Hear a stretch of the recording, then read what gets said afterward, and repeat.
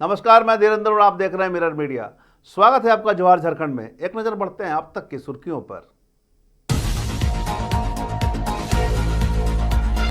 रामनवमी से पहले police alert, जुलूस और सुरक्षा पर कड़ा इंतजाम।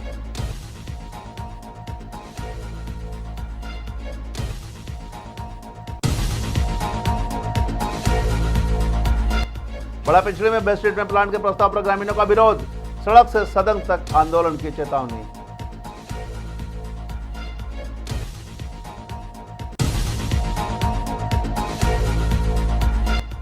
देवघर में विश्व मुख दिवस पर जागरूकता कार्यक्रम, उपायुक्त ने लोगों को ओरल हेल्थ के प्रति जागरूक रहने की अपील।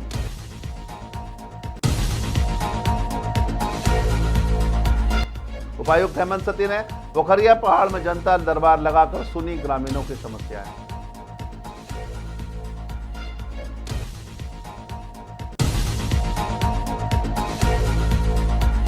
और योगेंद्र साहु को कांग्रेस ने किया 3 साल के लिए निलंबित, पूर्व मंत्री के सीएम पर बयान को बताया मुख्य कारण। और अब खबरें विस्तार से। साहेबगंज के दुर्गम क्षेत्र पोखरिया पहाड़ में जिला प्रशासन की बड़ी पहल देखने को मिली है, जहां उपायुक्त हेमंत सती ने जनता दरबार लगाकर 36 परिवारों से सीधे संवाद किया और ग्रामीणों की सड़क, पानी, बिजली, शिक्षा और रोजगार से जुड़ी समस्याओं को सुना। प्रशासन ने हर घर तक पानी और बिजली पहुंचाने का लक्ष्य तय किया और जर्जर सड़क का निर्माण के भी प्रस्ताव तैयार किए जा रहे थे। इस बारे में जानकारी दी।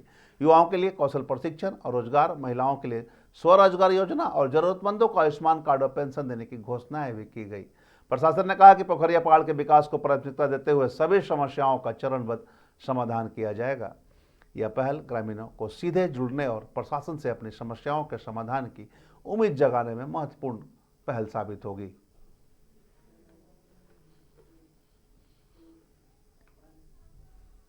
धनबाद के चिरकुंडा थाना परिसर में शुक्रवार को अखाड़ा कमेटी के सदस्यों के साथ रामनवमी को लेकर एक महत्वपूर्ण बैठक आयोजित की गई। बैठक में पुलिस और प्रशासन ने सभी को आगामी पर्व शांतिपूर्ण और सौहार्दपूर्ण माहौल में संपन्न कराने के लिए सरकार के निर्देशों से अवगत कराया। अधिकारियों ने स्पष्ट किया कि जुलूस के दौरान डीजे पूरी तरह प्रतिबंध रहेगा और शराब की बिक्री और सेवन पर सख्त रोक रहेगी। सभी जुलूस केवल पूर्व निर्धारित रूट से ही निकाले जाएंगे और रूट से इतर किसी भी गतिविधि पर सख्त कार्रवाई की जाएगी। बैठक में कुमार देवी और चिरकुंडा क्षेत्र के अखाड़ा कमेटी के सदस्य मौजूद रहे और उन्होंने नियमों का पालन कर शांति और भाईचारा के साथ पर्व संपन्न कराने का आश्वासन दिया। थाना प्रभारी व अन्य पुलिस पदाधिकारी भी बैठक में मौजूद रहे।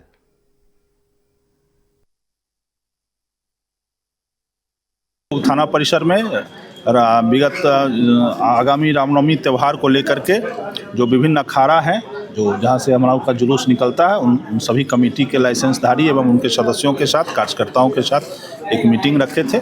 उस मीटिंग में उनका क्या निर्धारित रूट क्या है उस पर डिस्कस किया गया। साथ ही साथ निर्धारित कब निकलेंगे जुलूस, कब समाप्त करेंगे, कितनी संख्या रहेगी, मार्ग में आने वाली कोई समस्या है या पहले की कोई बात है, कोई बिजली पानी की व्यवस्था कैसी है, सड़क में कहीं अवरोध तो नहीं है, ये सब सारी चीज़ों पर हम लोग चर्चा किए हैं और उम्मीद करते हैं कि हम लोग सब लोग मिल करके बहुत अच्छा खुशी रामनवमी मनाएंगे, कहीं शांतिपूर्ण व्यवस्था में रामनवमी। झारखंड की राजनीति में बड़ी हलचल। कांग्रेस ने पूर्व मंत्री योगेंद्र साहु को 3 वर्षों के लिए पार्टी से निष्कासित कर दिया है। यह कदम अनुशासन समिति के निर्देश पर उठाया गया और इसे पार्टी की अनुशासनहीनता की शिकायत के आधार पर लागू किया गया है। योगेंद्र साहु ने मीडिया प्रभारी राकेश सिन्हा ने बताया कि पूर्व मंत्री द्वारा हाल ही में मुख्यमंत्री पर दिए गए बयान और एनटीपीसी द्वारा बड़कागांव क्षेत्र में अवैध निर्माण को ध्वस्त किए जाने के बाद की प्रतिक्रिया को गंभीरता से लिया है। इस निर्णय को पार्टी ने अनुशासन और नियम पालन के दृष्टिकोण से अहम बताया है। फैसले के बाद राजकीय सियासत में हलचल तेज हो गई और राजनीतिक चर्चाओं का दौर शुरू हो गया है। पूर्व विधायक निर्मला देवी रह रही थी और मैं कुछ काम से बाहर आया हुआ था, तो पता चल रहा है कि वहाँ भारी पुलिस बल लेकर के घर को तोड़ दिया गया और घर को पहले भी फैक्ट्री को जमींदोज कर दिया गया। और ये दर्शाता है कि किस तरह से अबुआ सरकार में इस तरह हम लोग जैसे एक वरिष्ठ कांग्रेसी के घर को तोड़ना, वरिष्ठ कांग्रेसी का फैक्ट्री को तोड़ना, रास्ता को काटना, ये बिना कंपनसेशन दिए, बिना मुआवजा दिए, बिना सहमति का, बिना नोटिस का और बिना समय दिए हुए काट रहा थी। अबुआ सरकार दिखाता है कि झारखंड में अबुआ सरकार है। इसमें निश्चित रूप से पूर्व विधायक का, अम्बा प्रसाद, पूर्व मंत्री जोगेंद्र साहब, पूर्व विधायक निर्मला देवी का घर को जमींदोज करने का साजिश के पीछे निश्चित रूप से इसमें माननीय मुख्यमंत्री का हाथ है।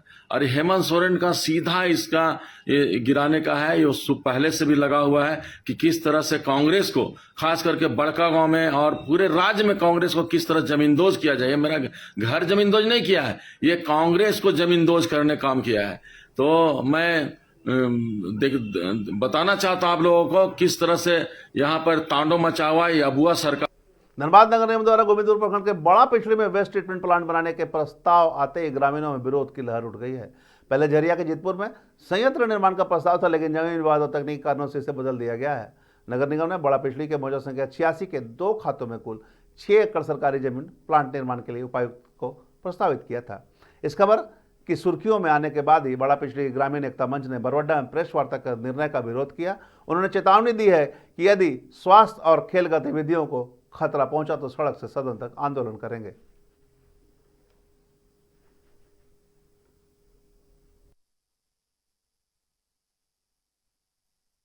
जी पंचायत कस्याटार का रहने वाले हैं और हम लोग बहुत गरीब गुरबा लोग वहाँ रहते हैं। और ये जो आज वेस्ट ट्रीटमेंट प्लांट वहाँ का जो उपायुक्त महोदय को सौंपा था नगर निगम ने, ये यदि हो जाएगा तो हमारे ग्रामीण ऐसे ही भुतभोगी हैं कि वहाँ रह के हम लोग जो है हाजिरी फटिया करके वहाँ जो है जीवन जीविका चलाते हैं। आज यदि उस तरह का प्लांट खुल जाए तो हम लोग को नरक के समान रहना हो जाएगा और डेंगू से, मलेरिया से हम लोग ग्रस्त रहेंगे और बड़ी जो है सब बीमारी का प्रभाव पड़ सकता है। इसीलिए यदि हम लोग को इस तरह का होगा तो हम लोग यहाँ से लेके सदन तक, रोड से लेके सदन तक हम लोग प्रयास करेंगे कि इस आंदोलन को जितना जागरूक कर सकें और हम लोग लड़ेंगे। ग्रामीण क्षेत्र है और नगर निगम का जो दूषित चीज़ हमारे ग्रामीण में लाने का कष्ट न करे। उनका जो अनुमोदन किया गया था झरिया में, वो झरिया में जब विरोध हुआ तो गांव की ओर, हम गांव के लोग इसको बर्दाश्त नहीं करेंगे, क्योंकि नगर निगम क्षेत्र नहीं है, ये ग्रामीण क्षेत्र है। और ये ग्रामीण क्षेत्र में नगर निगम का जो वेस्ट प्लांट बन रहा है वो नगर निगम में बनाए। हमारे ग्रामीण को ये करने के लिए, ग्रामीण को विकास के लिए काम करे। मैं आग्रह करता हूँ उपायुक्त महोदय से कि इस नर्क से हम लोग को माने मजबूर न करे, नहीं तो हम लोग उग्र आंदोलन करेंगे। और देवघर में विश्व मुख स्वास्थ्य दिवस के अवसर पर जिला प्रशासन ने विशेष जागरूकता कार्यक्रम का आयोजन किया। उपायुक्त दमन प्रियस लकड़ा की अध्यक्षता में कार्यक्रम का शुभारंभ दीप प्रज्वलित कर किया गया। मौके पर उपायुक्त ने कहा कि स्वस्थ शरीर के लिए मुख स्वास्थ्य अत्यंत आवश्यक है और सभी सरकारी चिकित्सकों से अपील की कि वे इस अभियान को सफल बनाने में सक्रिय भूमिका निभाएं। जिले के सामुदायिक स्वास्थ्य पदाधिकारियों को ओरल स्क्रीनिंग के लिए प्रशिक्षित किया गया और 14 से 19 मार्च तक करीब 4500 लोगों की जांच की जा चुकी है। अभियान 14 अप्रैल तक अधिक से अधिक स्कूलों और अन्य स्थानों में जारी रहेगा। कार्यक्रम के दौरान ANM प्रशिक्षण स्कूल की छात्राओं ने प्रभात फेरी निकाली, स्लोगन तख्तियां प्रदर्शित की और चित्रकला प्रतियोगिता में बेहतर प्रदर्शन करने वालों को उपायुक्त ने मोमेंटो देकर सम्मानित किया।